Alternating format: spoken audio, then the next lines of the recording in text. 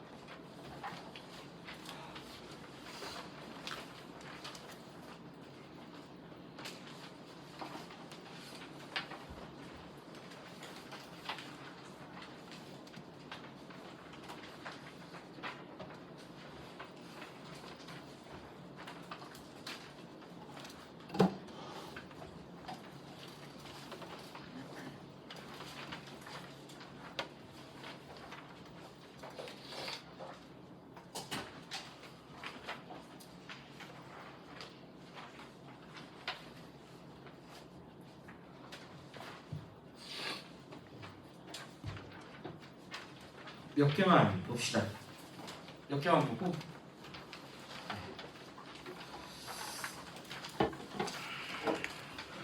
일단 이번에 뭐 만물을 이롭게 한다라는 표현에서 너희가 좀 헷갈릴 수 있겠지만 누가는 뭔가를 통치자가 뭘 하려고 하지 않으면 저절로 백성들의 이익이 높아진다 라고 표현을 하거든.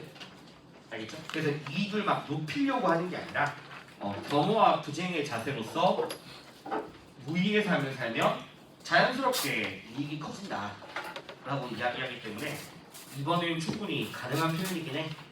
알겠죠? 나머지 보기는 그렇게 어렵지 않잖아. 얘들아, 절대로 내가 도가가 선한 본성이라고 하면 안 돼. 뭐 타고난 본성이야 있지만. 그 다음에 3번을 오랜만에 좀 다시 한번 보자. 얘들아, 너희가 적어도 내 생각에 2번 보기는 굳이 할 필요는 없어. 근데 제 신문에서 좀 추론할 수 있는데 일단 엘리아드에 따르면 종교적 인간에서는 성스러운 공간, 그 다음에 세속적이라는 두 질적으로 다른 공간을 경험할 수 있어. 그냥 나무에서 성스러움이 들어갈 수 있으니까 세속과 성이라는, 알겠죠? 질적으로 다른 경험이거든. 그러니까 종교적 인간에게는 그 공간이 균질하진 않다라고 이야기를 하는 거야. 반면 비종교적 인간과 달리, 알겠죠? 그래서 종교적 인간에게 공간이 균질하진 않다. 이 표현 정도로 좀 기억해야 되는 거고. 그 다음에 엘리아드를 외운다기보다 그래도 1번 알잖아, 맞지? 비종교적 인간이라도 의식하지 못하고 인식하지 못하지만 여전히 종교적 행동을 한다는 점에서 4번 모든 인간들이 다 종교적 인간의 후예로 볼 수 있다, 맞죠? 이런 것들이 엘리아드의 입장이고, 그 다음에 3번은 너무 좀 억지긴 하지만 어쨌든 성스러움이라는 거는 과거부터 지금까지 계속해서 성스러운 존재가 자신을 드러내고 있어, 알겠죠? 그래서 시간이 아닌이라고 하면 틀린 거지. 맞죠? 인류의 역사는 종교의 역사라고 이야기했으니까. 그리고 5번 보기는 맨날 오답으로 나오는 표현이었는데 나무나 돌 자체를 숭배하는 건 아니야. 거기서 성스러움이 드러나기 때문에 성현으로서 숭배하는 거지. 맞죠? 그래서 5번이 맞는 말인 거지. 성현으로서. 자, 그 다음에 좀 넘어가서 얘들아,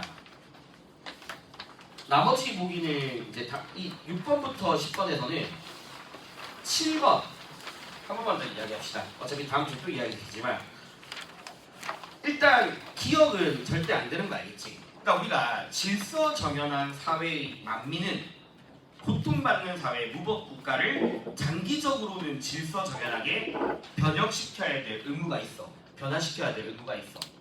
근데 내가 그거는 어떤 이야기 있었었냐면 여기는 군사적 개입을 통해서고 어디야? 고통받는 사회는 원조를 통해서고 원조는 오로지 고통받는 사회만이 원조 대상이고 무조건. 알겠죠? 그래서 니은에서 장기적으로 원조를 받는 건 아닌 거죠. 무법국가는. 질서정연한 사회의 편입 대상은 맞아. 알겠죠? 근데 원조가 아닌 방법으로서 이루어져야 되고. 그 다음에 디귿은 쉽죠? 맞죠? 강제력이든 군사력이든 뭐 간섭이든 다 안 되는 거고. 그 다음에 기억 한 번만 더 기억하셔야 돼요. 우리. 그러면 질서정연한 사회는 두 개잖아. 맞지? 자유적 만민사회와 적정수준 만민사회. 구분 좀 해야 되고.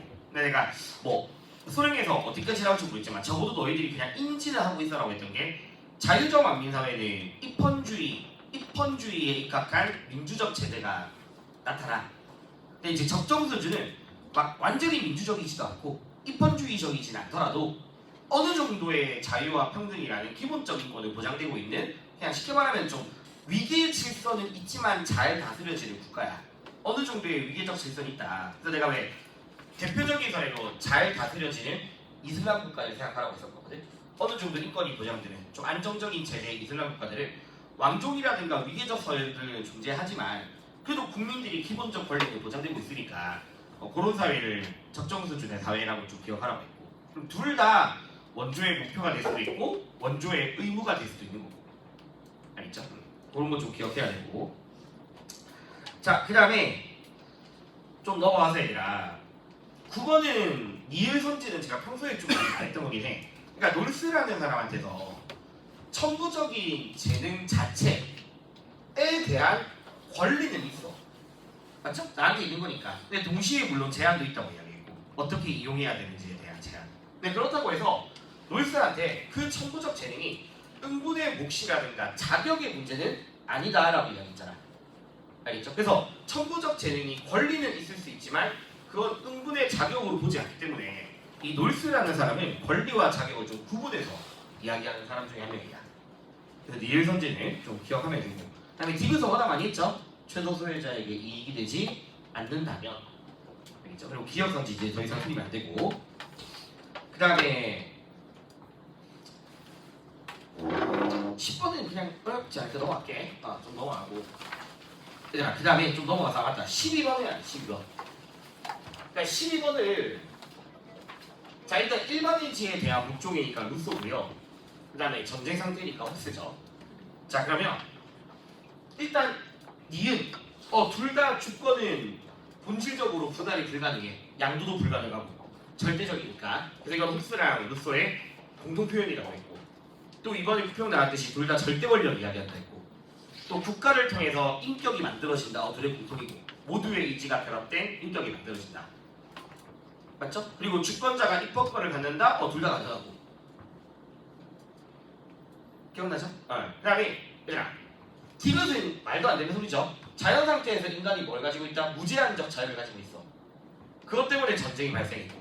그래서 로크를 제외하고 홉스랑 루소의 또 공통점 중에 하나가 사회계약은 무제한적 자유에 대한 제한이야. 알겠죠? 사회계약은 무제한적 자유에 대한 제한이 이루어지는 거야. 그 다음에 기업 말도 안 되잖아. 루소한테서 주권도 국민이 가지만 입법권도 국민이 가져야 되는 거죠. 맞죠? 그나마 루소한테서 뭐 집행 권력이나 사법권은 위임이 되지만 입법권은 양도할 수 없거든. 근데 이제 니은 선지를 좀 알려줄게. 그러니까 루소와 관련해서 몰라 이게 어디까지 나올지 모르겠지만 일단 입법자라는 단어를 명시하는 표현이 있어. 루소의 사회 개념에서. 그러니까 분명히 얘들아 그러니까 주권자는 국민 전체가 맞거든. 국민 전체가 맞는데 이 루소가 입법자에 대해서 어떻게 설명하냐면 입법자는 사회를 만들지만 사회의 일부가 아니고 또 입법자는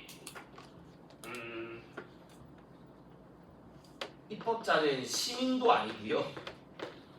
그다음에 사회를 대표하지도 않아. 단지 사회 밖에서 설계만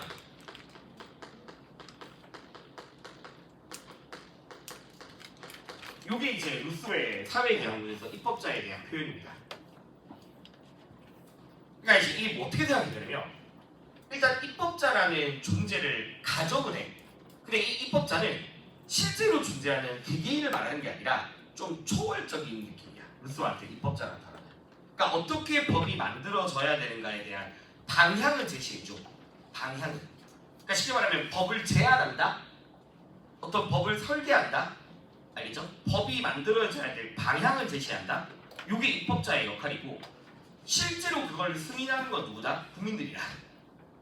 실제로 승인하는 거는. 알겠죠? 그래서 이 입법자라는 존재를 좀 초월적인 존재 또는 법을 만들도록 하는 어떤 방향, 기준 이런 것들을 입법자로 좀 기억해주면 되고 그래서 루소에 따르면 입법자는 사회 내에서가 아니라 사회 밖에서 그 법의 설계만 담당한다라고 표현을 하거든요. 알겠죠? 사회 밖에서 설계만 해. 근데 결과적으로 그걸 승인하는 것은 국민이 해야 되는 거고. 국민이 해야 되는 거고. 그래서 이유는 입법자가 사회 전체를 대표할 수 없다라고 한 게 루소 입장에서 맞는 말입니다. 일단 네. 그래서 내가 그나마 루소가 너희가 입법자라는 단어도 이번에 알면 좋지만 이제 거의 시험 잊어버리지만 통치자라는 단어도 좀 기억을 해야 되고 분명히 이 단어 쓴다 했잖아. 그러니까 루소한테서 통치자는 공식적, 그러니까 올해 수특에서는 공복이라는 단어를 써. 복이 뭐였냐면 하인. 그냥 공식적인 하인. 알겠죠? 아니면 이제 보통 윤사에서는 통치자는 내가 뭐라고 했었냐면 심부름꾼, 대행자로서의 역할. 알겠죠? 심부름꾼, 군주 같은 사람들. 대행자로서의 역할. 그래서 그나마 국민이 어쨌든 입법권을 가져야 되고 국민이 승인하지 않는 법은 무효지만 국가 권력으로서 이런 단어를 루소가 썼습니다. 네. 됐죠? 네. 그래서 이거 좀 알고 있으면 되고 그 다음에 얘들아 좀 넘어가서 16번 다 알죠? 소수가 참여하든 이익 집단이하든 누가 됐든 간에 다 가능해. 공유된 정의가지만 근거하면 누구나 다 가능하겠고 그 다음에 이번에 법의 강제력에 대해서 저항하는 거 아니죠? 우리 맨날 이야기했잖아. 시민구국주은 법의 힘에 대해서 저항하지 않음으로써 즉 처벌을 감수함으로써 항의의 진실성, 진실함을 드러낸다. 진지함을 드러낸다. 라는 입장이었고 그 다음에 3번은 애초에 루이스는 거의 정의로운 사회 이꼴 다수의 정의감이 공유되는 사회. 알겠죠? 거의 정의로운 사회는 곧 다수의 정의감이 공유되는 사회고 만약에 다수의 정의감이 상실되면 더 이상 정의로운 사회가 될 수 없다고 이야기했고 나머지 보기는 어렵지 않죠? 맞죠? 그리고 분명히 17번에 승자도 나쁜 음악도 있다고 했어. 해악을 초래하는 음악 뭐 묵자 당연히 기억해야 되고 그 다음에 20번 얘들아 괜히 너희가 헷갈릴 것 같은데 얘들아 평화 일단 누군가 안 그러는 거 평화 연맹은 모든 전쟁 상태를 중시 알겠죠? 평화 조약은 하나의 전쟁 상태 또는 당장의 전쟁 상태를 중시해. 그러니까 상태라는 말 가지고서 굳이 할 필요 없어. 알겠죠? 연맹은 모든 전쟁 상태를 중시. 평화 조약은 하나 또는 당장의 전쟁 상태를 중시냐. 일단 그 다음에 니은 얘들아. 그러니까 좀 당위적인 측면으로 기억을 일단 제일 먼저 해놔. 알겠죠? 이해는 헷갈릴까봐. 그러니까 당연히 당위적으로 칸트는 다른 나라 체제에 대해서 간섭해서는 안 된다. 일단 확실한 거 알겠지? 근데 이제 정말 예외적인 경우는 있다. 뭐 그때 얘기했잖아. 이 나라가 뭐 내전 상태라든가 무정부 상태에 가깝다면 그때는 국가들 간의 연합을 통해서 개입이 가능한 경우는 있어. 진짜 경우. 그러니까 생윤에서는 어쨌든 그런 조건들을 넣어주고 예외적인 걸 넣어줄 거면 막 경우라는 표현을 쓸 거야. 알겠죠? 그런 거 없으면 그냥 1차적으로 당위적으로 생각해야 돼. 당위적으로. 나머지 부분은 워낙 많이 했으니까. 그렇죠? 요 정도고. 그다음에 얘들아 이제 프린트 중국 오늘 이거 이제 완전히 끝내자. 우리 국가의 건이랑 시민의 건좀 헷갈리는 것들 사회계약도 다 넣어놨거든. 소환이랑 기출이랑 다 넣어놨으니까 기존에 알던 지식이랑 요거까지 더해서 완전히 마무리해버려. 그래서 지금 35페이지 드린 거에서 뭐 51번까지 있긴 하지만 좀 끊어서 할 테니까 일단 OX를 좀 해줘야겠다. 끊어서 할게.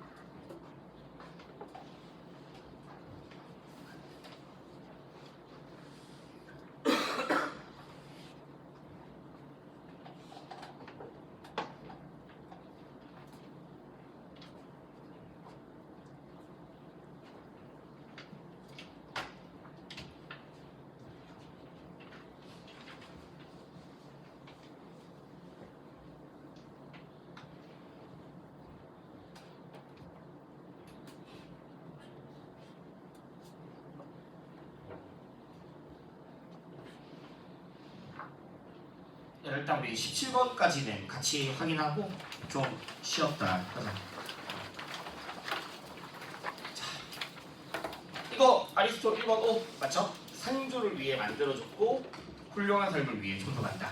그래서 아리스토텔레스에게서는 국가는 물질적인 자족을 완성시켜야 되고, 근데 그것뿐만 아니라 도덕적 삶을 완성하도록 하는 최고, 최선, 최후, 궁극적 공동체야. 자연적 본성적으로 만들어지는. 그다음에 이것도 올해 소환의 표현이긴 한데 잠재적 충동이라는 것 자체가 그냥 자연적 본성이다라고 보시면 됩니다. 알겠죠? 잠재적 충동 또는 자연적 본성을 갖는다. 그리고 모든 공동체가 선을 추구해.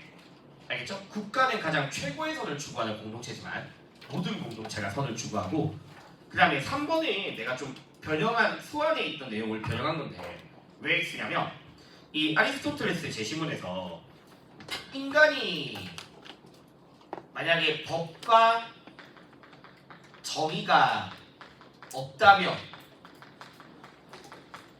그러니까 제시문에서 어떻게 나오냐면 인간의 완성적 측면에서는 동물 중에서 가장 위대하다, 가장 뛰어난데 법이나 정의가 없으면 가장 나쁜 동물로 전락한다라는 제시문이 있어서 어떠한 경우에도 동물 중에서 뛰어나다를 틀렸다고 이런 거야.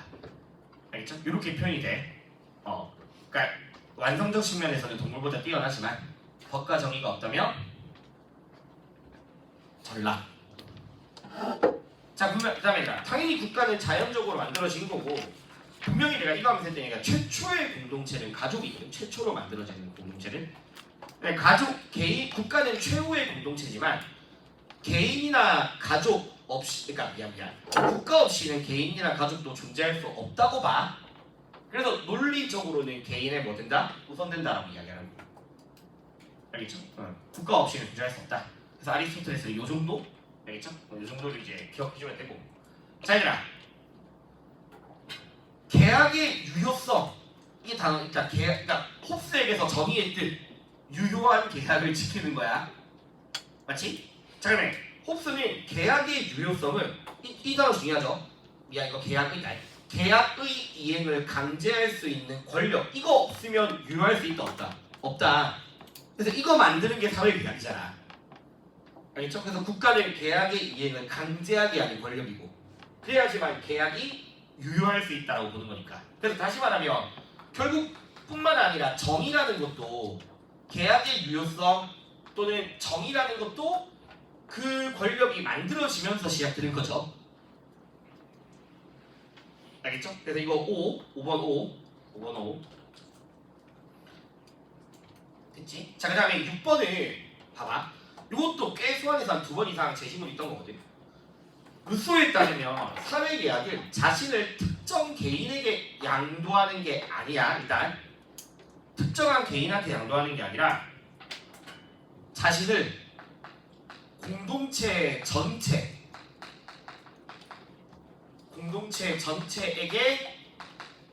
양도하는 거야.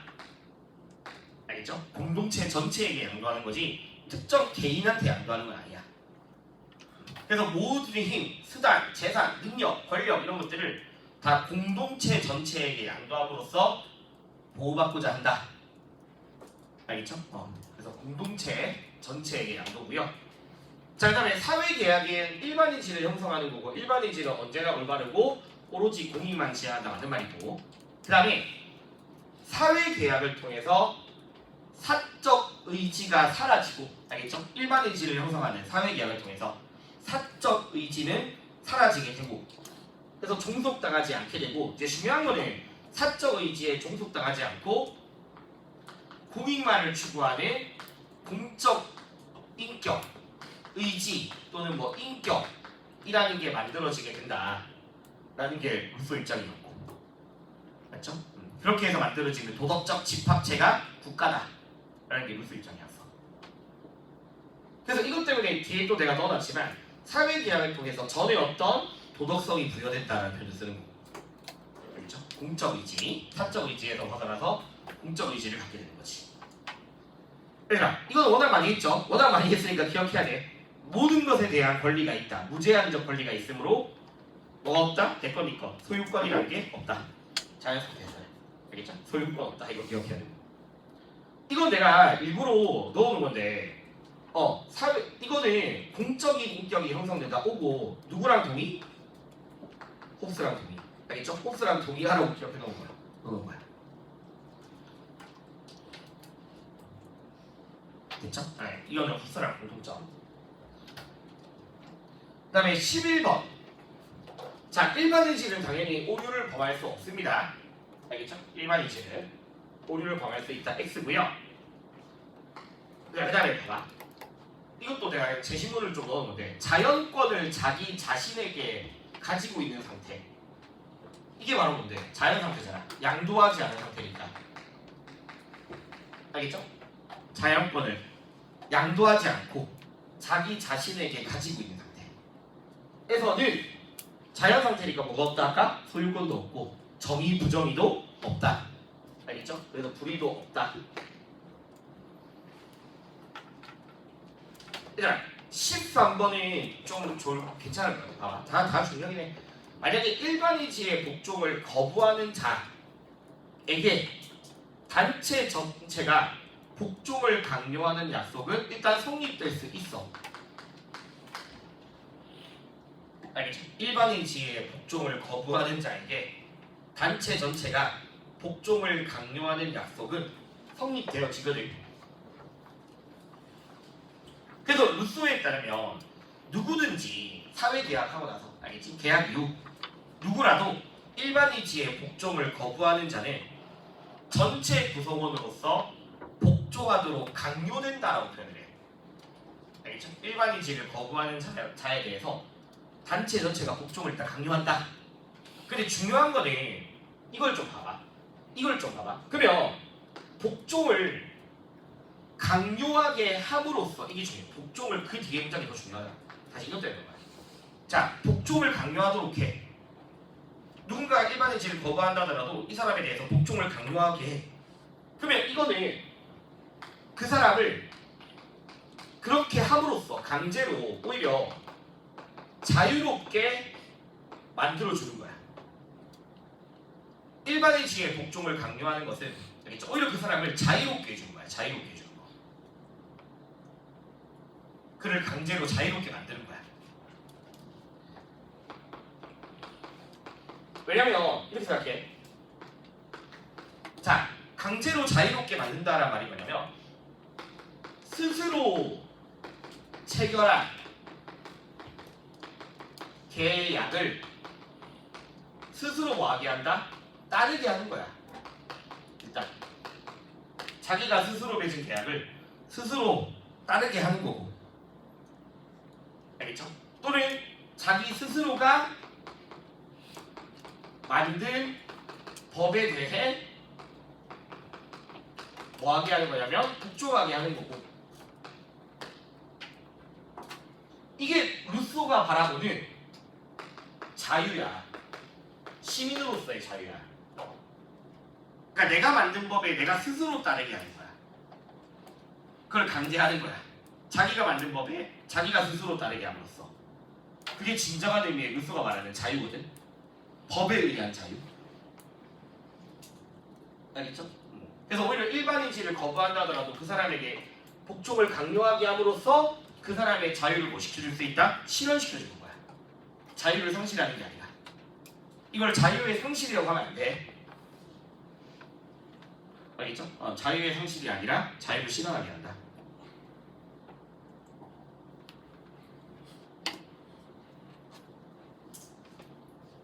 이게 자유의 실현이야.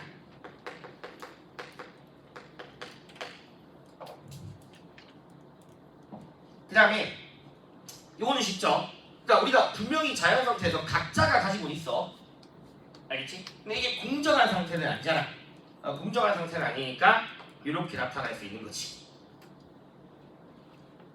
그리고 정부의 신탁 위반 여부는 누가 판단한다? 시민이 판단하는 거죠.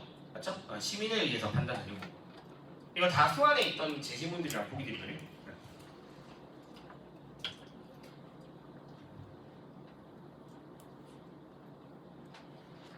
됐죠? 네.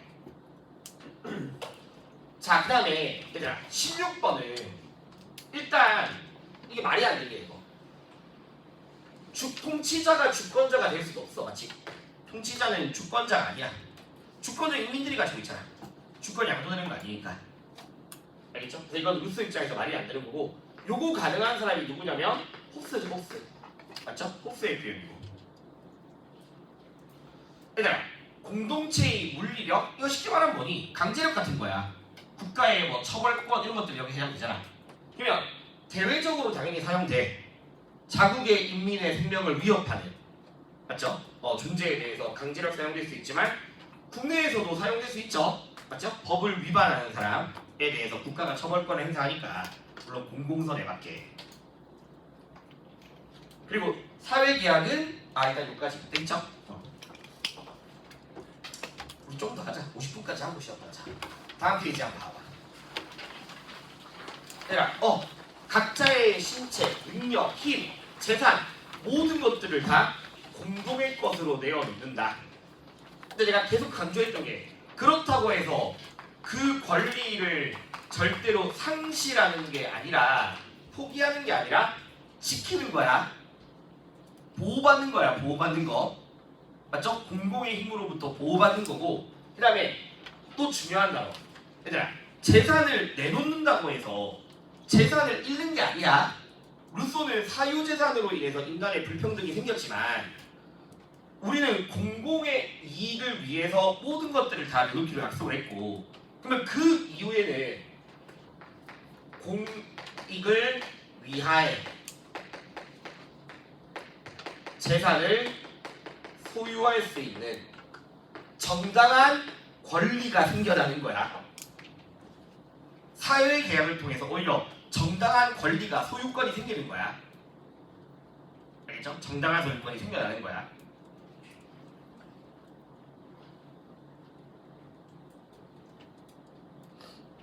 공익을 위해서 사용할 수 있도록 하는, 알겠죠? 공익을 위해 사용하도록 하는 정당한 권리가 생겨난다. 모든 힘과 수단을, 재산을 내놓는다고 해서 포기 아니야. 자, 당연히 국가의 최고 권력 입법부는 맞고요.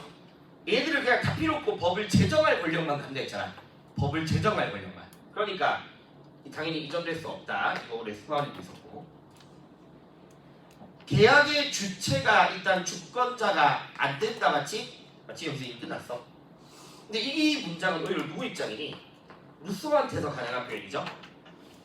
맞죠? 루소한테서는 가능한 표현. 사회계약의 주체가 주권자고 입법권을 가지고 있다.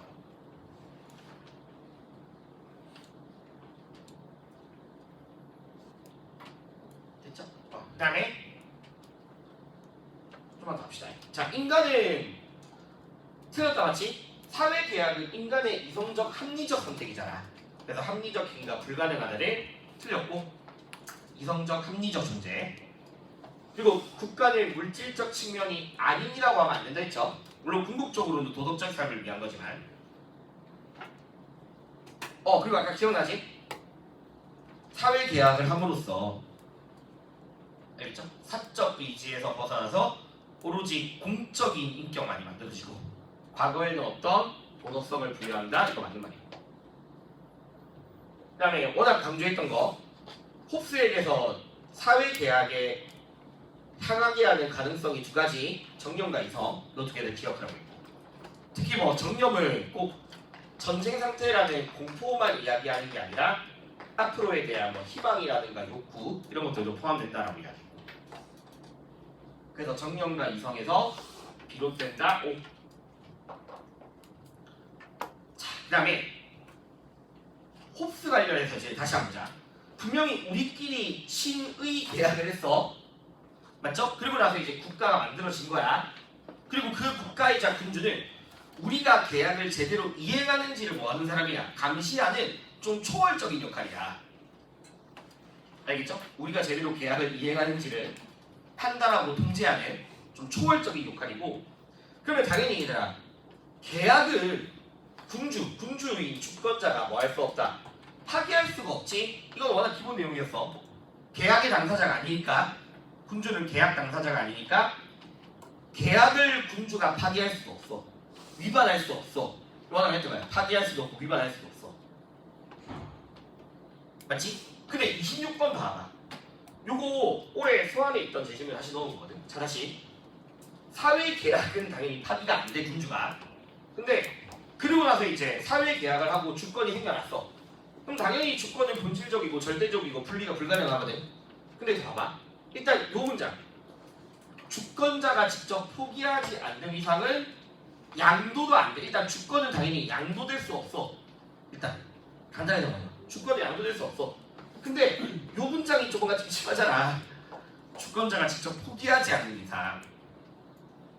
알겠지? 그래서 홉스의 리바이어널에서 어떻게 이야기하냐면 이거 관련해서 그냥 한번 정리해볼게. 홉스의 리바이어널에서 주권자가 자, 한 번만 더 분명히 계약을 파기할 수 없다고 했다. 애초에 계약자가 아니니까. 이거는 계약 이후에 부여된 주권이야. 계약 이후에 부여된 주권. 알겠죠? 그래서 주권자가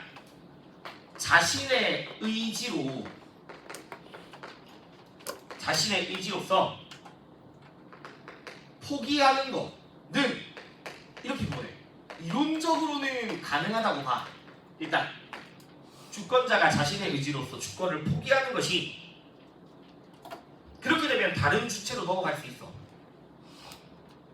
알겠죠? 자기가 이거 안 하겠다고 하게 되면 이론적으로는 그러면 다른 주체로 넘어갈 수 있어.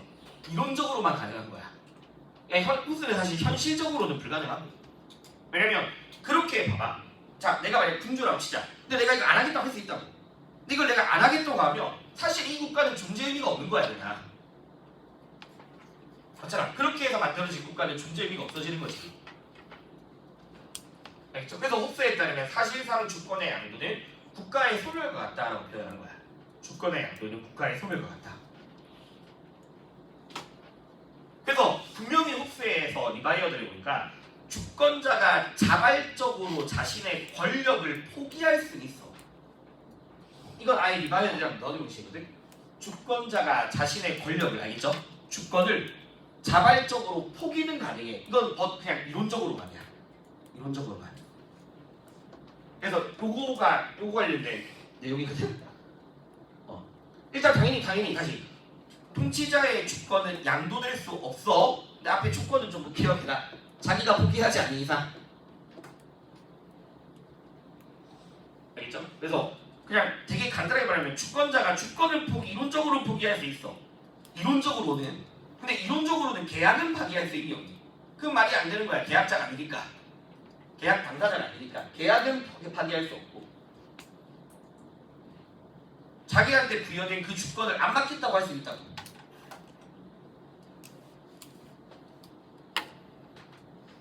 알겠죠? 일단 요게 그냥 조금 한 개 더 해놓고 그 다음에 내가 요거는 막 이야기할까?